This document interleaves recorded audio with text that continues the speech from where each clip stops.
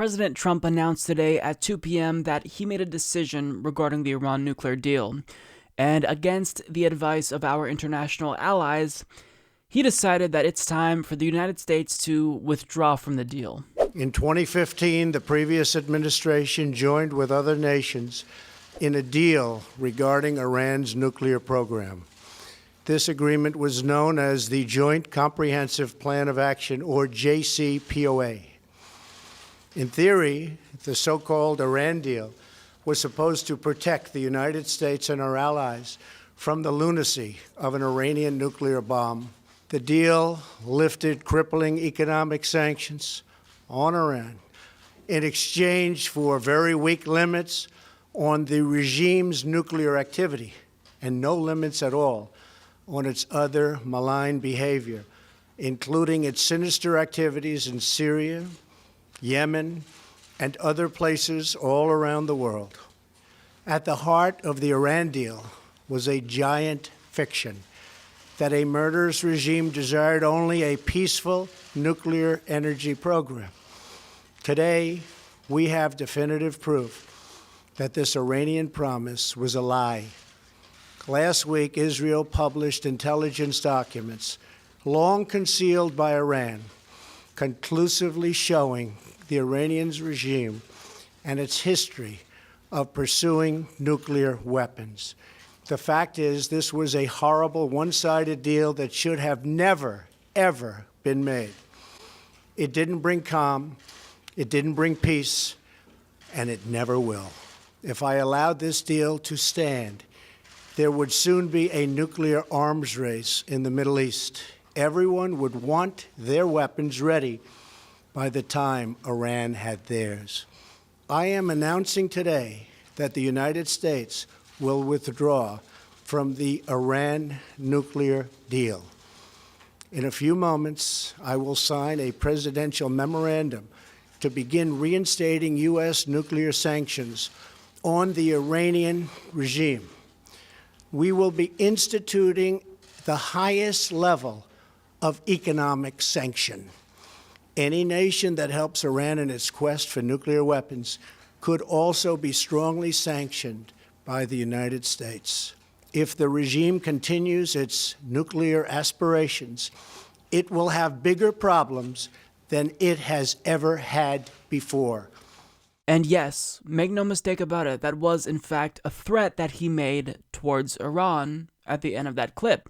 And let me translate what he's saying, really, because with that threat, he's saying, if we feel like we want to invade Iran, we're going to tell you that they have nuclear weapons, so you think we're justified in overthrowing their regime. That's really what he's saying. And we're kind of seeing this play out before our very eyes because Iran isn't actually pursuing a nuclear weapon. And they are, in fact, complying with the agreement. I mean, you don't have to take my word for it. That's according to the International Atomic Energy Agency, who's in there, who inspects Iran and makes sure that they are complying with the deal. So at any time, Donald Trump and Republicans can just say they're not complying, they're building a nuke, now we have to invade them. And we're justified if we want to do that since they are building a nuke.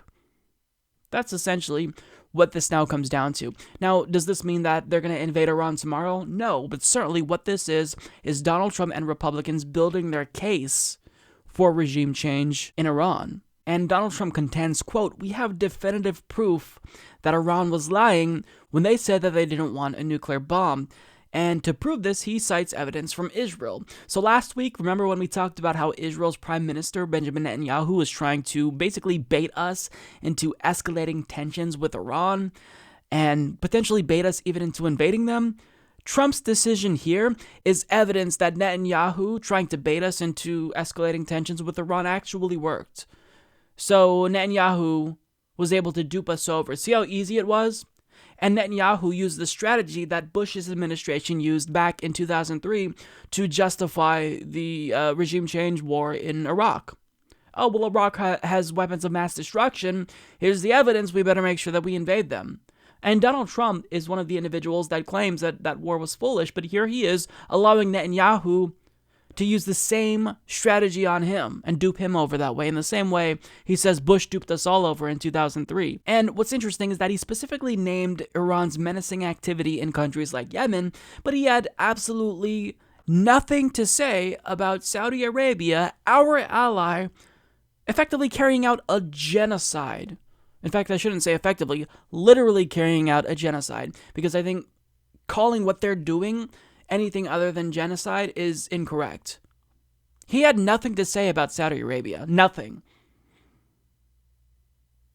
So, since he decided to withdraw from the Iran nuclear deal, now we talk about what's next. Now, over time, we're going to see Republicans build the case for war with Iran, as I alluded to. Now, also, with every action comes a reaction, and certainly we're learning that quickly because Russia actually threatened consequences in the event the United States did want to withdraw from the pact, and we just did. So this further escalates tensions between the United States and Russia. And not only that, who would be willing to form a pact with us if we're willing to just break them willy-nilly like that? And furthermore, Iran actually looks better than we look because they're saying that they would actually honor this deal if the U.S. withdraws from it, which makes us look like liars. And additionally, as Mark Landler of the New York Times reports, it also raises the prospect of increasing tensions with Russia and China, which are also parties to the agreement. France, Germany, and the United Kingdom regret the U.S. decision to get out of the Iranian nuclear deal, President Emmanuel Macron of France said in a post on Twitter shortly after Mr. Trump's announcement. The international regime against nuclear proliferation is at stake. So, by choosing to unilaterally withdraw from the Iran nuclear deal, not only do we look like liars, we look downright dumb. Because really, if Donald Trump's goals are in fact what he says they are, then this makes him look dumb. This decision is illogical. Because he wants to make sure that Iran doesn't get a nuclear weapon. So even if his criticism is correct, which it's not, even if he's right that this deal doesn't go far enough, well, isn't it still better than nothing? I mean, as a progressive who wants Medicare for all, I can at least admit that Obamacare was better than nothing. I wish it went further, but I wouldn't just choose to destroy the Affordable Care Act altogether because it doesn't go far enough. I would want to strengthen it and improve it. So can't we apply that logic here? And since Donald Trump thinks that the Iran deal doesn't go far enough, isn't it better than nothing? I mean, by his own admission, it's at least somewhat effective, even though he'd like it to be stronger. But his rationale is to pull out altogether and not impose any restrictions on the Iranian regime at all. That doesn't make sense. It goes against what he claims he wants. And even though he is imposing harsh economic sanctions on them, well, I mean, if you truly care about them getting a bomb, wouldn't you want to target that aspiration in particular? It makes no sense. It's almost as if Donald Trump wants them to build a nuclear bomb so he can punish them for it. It's almost as if warmongers advising him on foreign policy issues have been trying to justify regime change in Iran for decades, and this just adds fuel to the fire. It gives them an excuse to do just that. This is what warmongers like John Bolton and Mike Pompeo pushed for.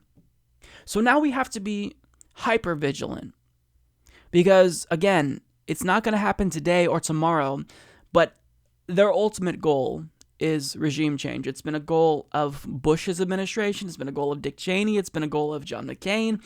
This has been their goal for a very long time.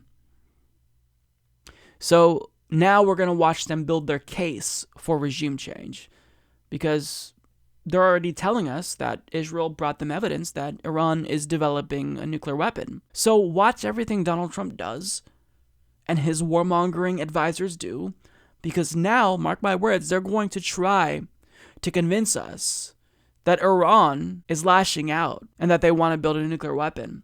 I hope I'm wrong. I hope that Donald Trump just, wanted to get out of the Iran nuclear agreement so that way he can erase more of Obama's history, but this isn't really about that. This is about, well, that's part of it probably, but this is really about building the case for invading Iran. Might not be today, might not be tomorrow, maybe not even within Trump's administration, but certainly it's what Republicans want. It's been a goal of theirs for a while, and Donald Trump just put us that much closer to them achieving their goal. Support this podcast by becoming a patron at patreon.com/Humanist Report.